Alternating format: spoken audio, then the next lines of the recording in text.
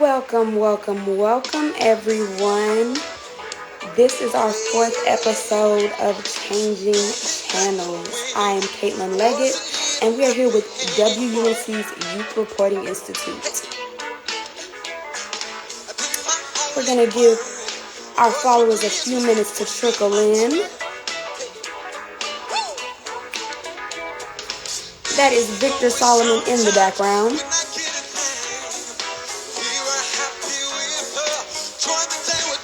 Let's go ahead and get started. Welcome to the fourth episode of Changing Channels with WUNC's Youth Reporting Institute. I am Caitlin Leggett, and today we will be talking with both Kamaya Truitt and Victor Solomon, both North Carolina A&T alums. Victor is a North Carolina A&T alum who is heading into the final round of The Voice, a nationally televised singing competition. And from his bubbly personality on stage to his large social media presence, Victor has the it factor, okay? But so does Kamaya. Okay. So we are here to talk about the WUNC applications for the Youth Reporting Institute. So Kamaya, can you give us a little background? Yes, so I am WUNC's Director of New Talent and Community Partnerships, and I'm also the Director of the Youth Reporting Institute, and our applications are open now.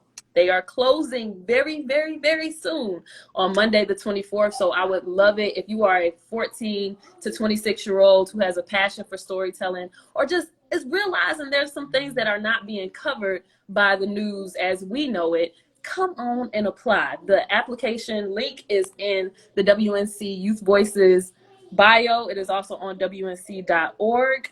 I am looking for people who are not the most perfect, stellar, A+ individuals. I'm looking for people who want to be authentic and tell the stories that matter to them. Now, this is the big thing. $15 an hour. Paying $15 an hour, 15 hours a week for 10 weeks to produce stories that matter to you. I don't think it can get better than that. I think that is pretty perfect. As a summer job, 14 to 25, what? So she is not lying to you all. I got my start right there at WUNC Youth Reporting Institute, and now I write stories here at WUNC North Carolina Public Radio with over 200,000 weekly listeners. Okay, you can move on up. Okay. So again, when are these applications due? So they are due Monday the 24th. That's the final deadline. But I would love it if people turned in their applications Friday, today, so that I could check them out over the weekend, because we already got a ton of applications coming in. But we need just a little bit more, so we're making sure we're getting everybody in the state. You could be from anywhere in this state because it is a virtual Youth Reporting Institute. You just need to apply, okay?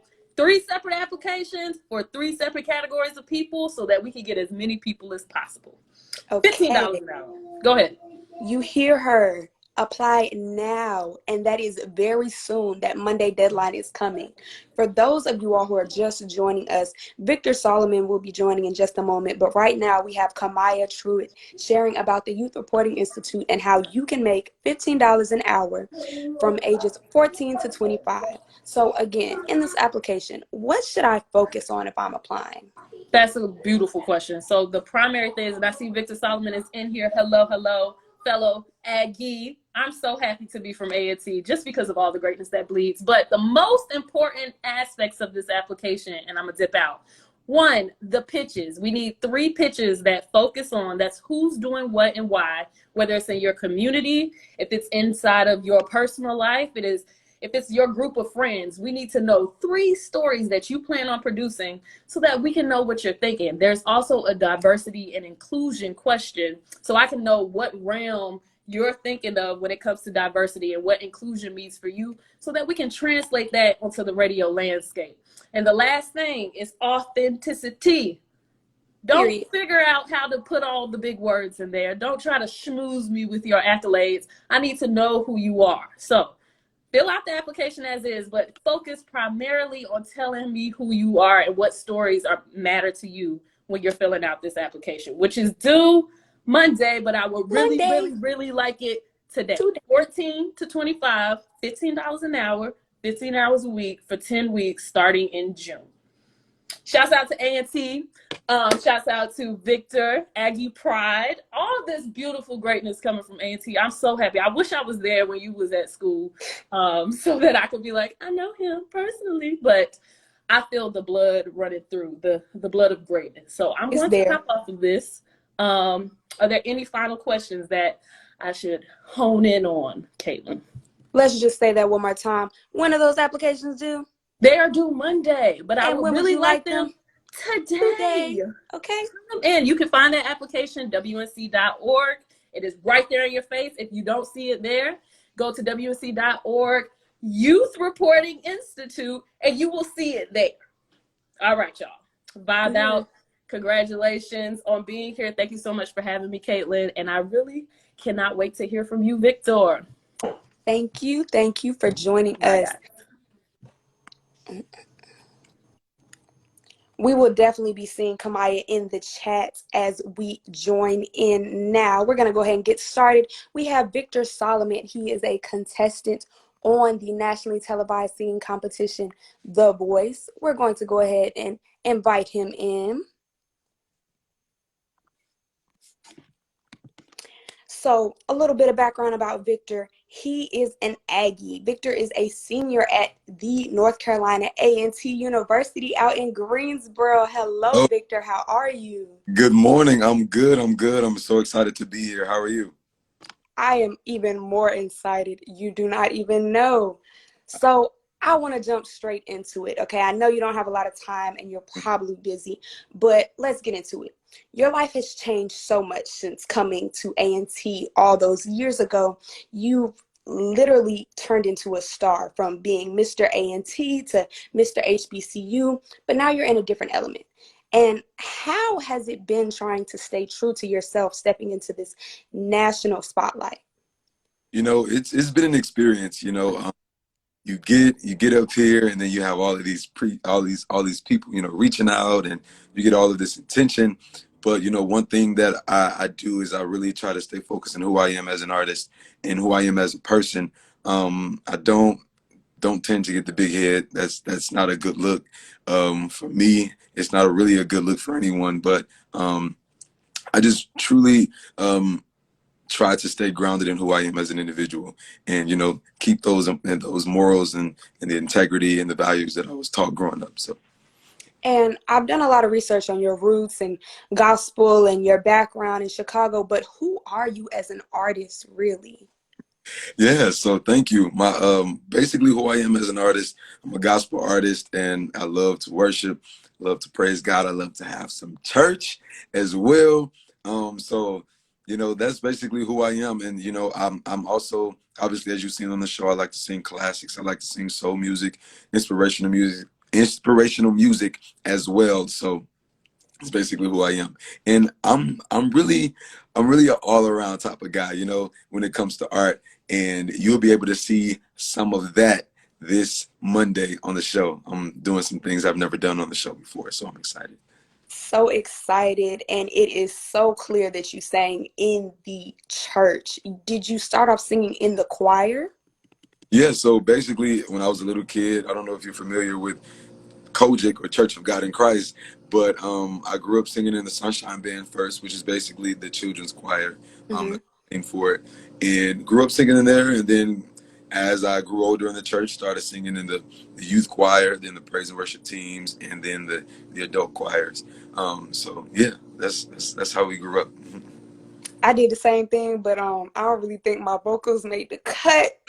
Shout out to Southside Church of Christ, but I didn't get the gene.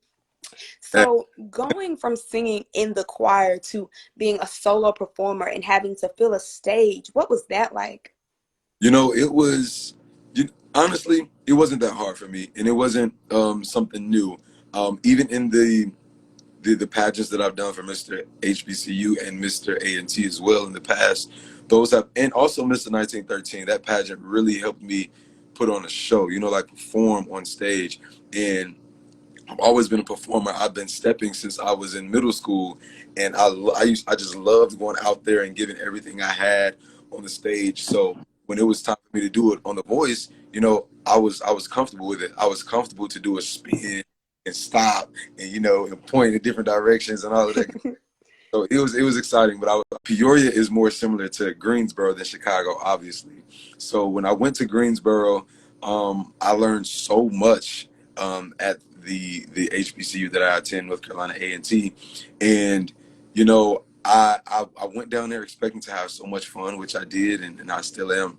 But on top of that, I learned so much about education, about Black excellence, about our history, and about history in the city of Greensboro in general. And it has transformed my mind, transformed my mindset, and how I think, and in my outlook on life in general.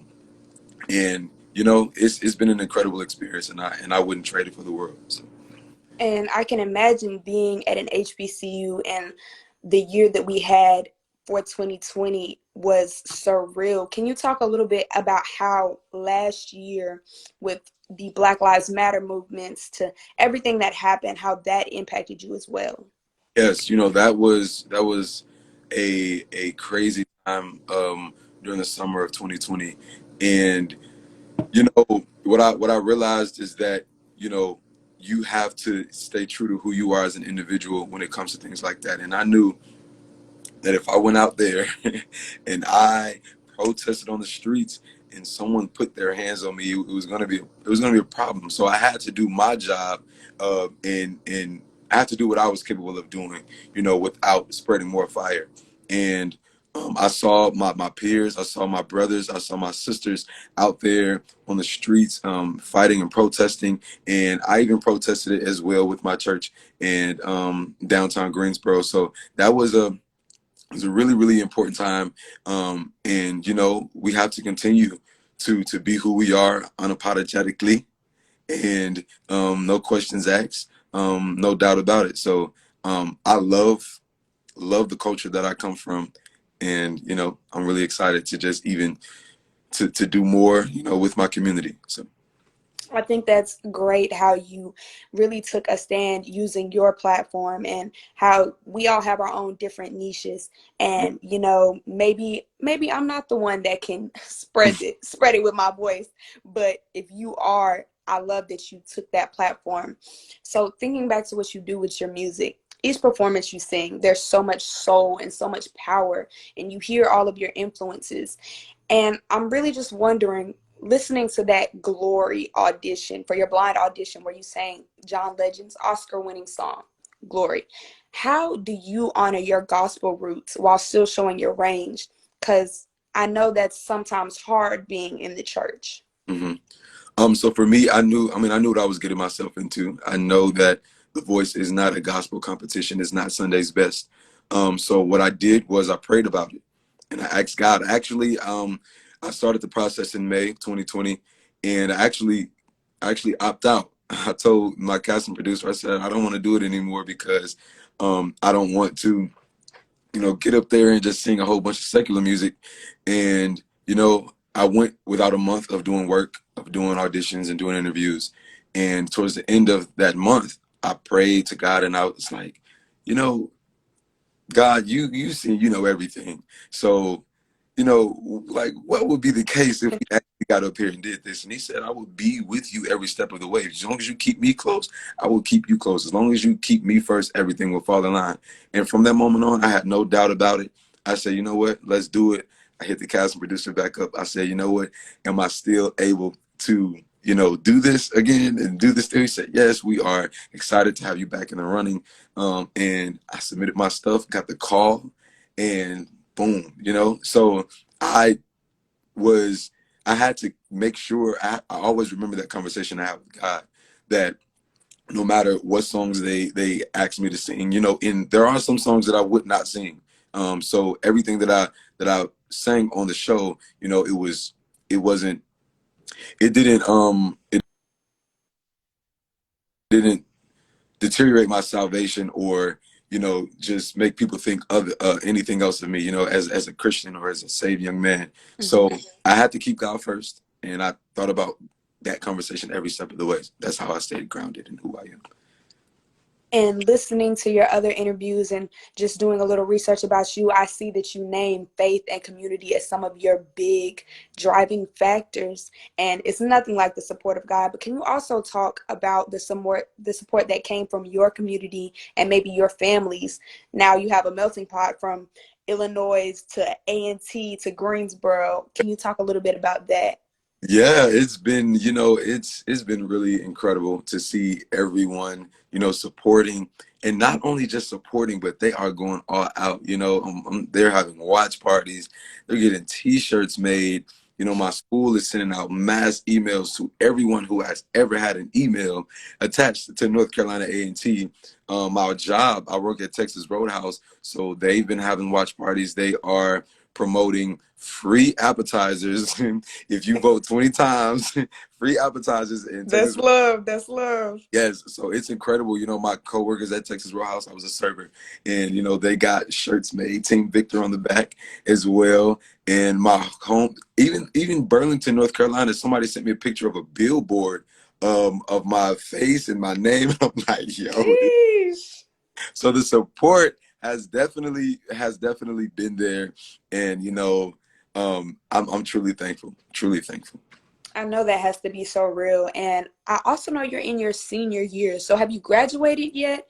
And if not, what is this process been like while also trying to go ahead and finish out that last year strong? Right. So yes, I am a senior at North Carolina A&T, and I haven't graduated yet.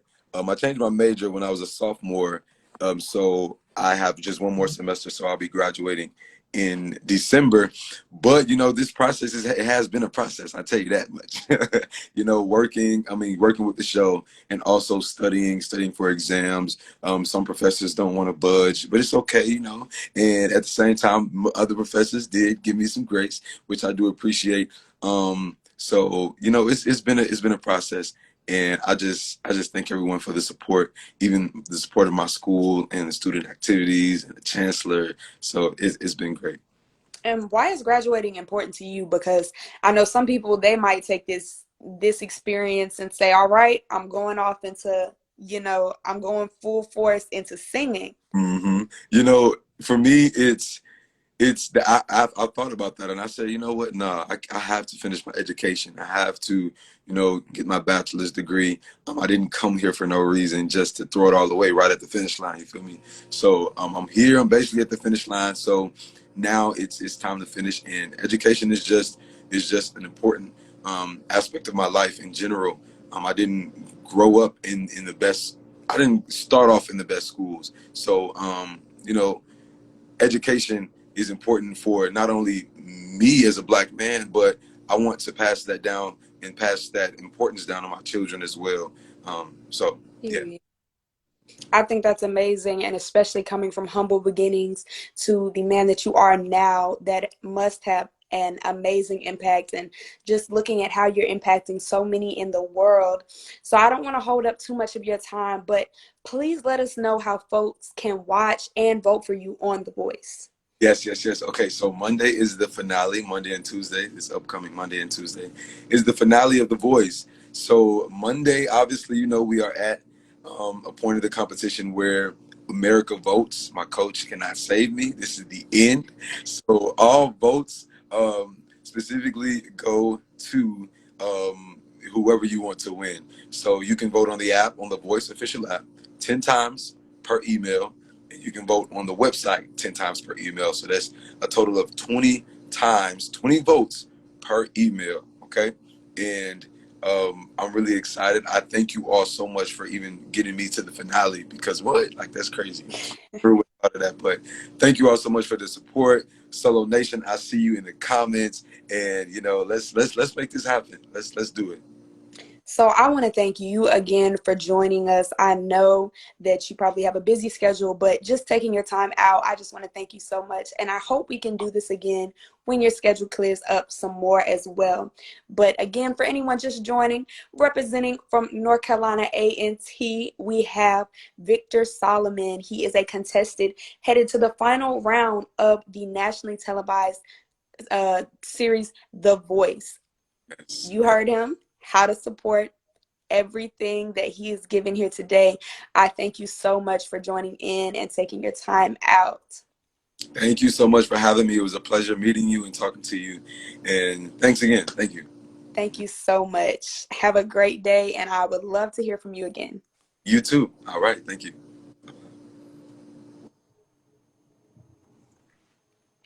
So, for anyone just joining in, I am Caitlin Leggett, and this is Changing Channels from WUNC's Youth Reporting Institute. Don't forget to go hop on those applications. You can find those on the WUNC.org bio and in the everyone.